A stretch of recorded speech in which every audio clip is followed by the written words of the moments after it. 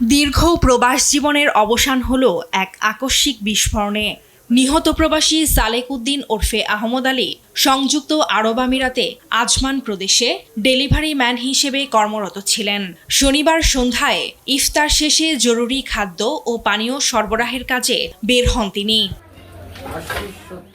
চোখের পলকেই ঘটে মর্মান্তিক দুর্ঘটনা।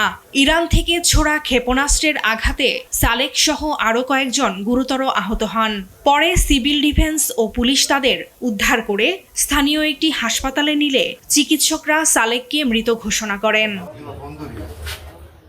রেমিটেন্স যোদ্ধা সালেক উদ্দিনের মৃত্যুতে বড়লেখায় নেমেছে গভীর শোক। স্ত্রী, 3 ছেলে ও 1 মেয়ে সহ পরিবারটি এখন দিশেহারা।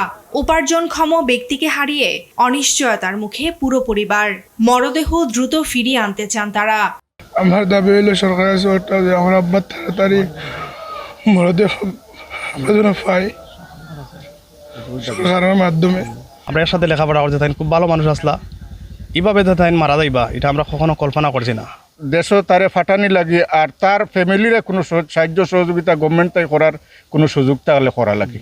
আর সরকারি অনুদান চাই। তার একটা বাচ্চা আছে তেলেসিয়াম রুগী, মাসও প্রায় 5-6 হাজার টাকা প্রত্যেক মাসও লাগে। দুবাই এমবেসি থেকে একটা কাগজ আইছে তার ছেলের কাছে আওয়ার পরে এইখানে দেওয়া হয়েছে ড্রোন হামলায় তাই আহত হয়েছেন এবং পরে হসপিটাল থাকা অবস্থা তাই মারা গেছেন।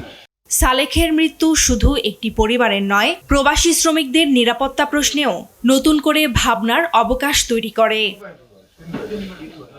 ফারজানা আফরোজ টুম্পা, নিউজ ডেস্ক, দেশ টিভি।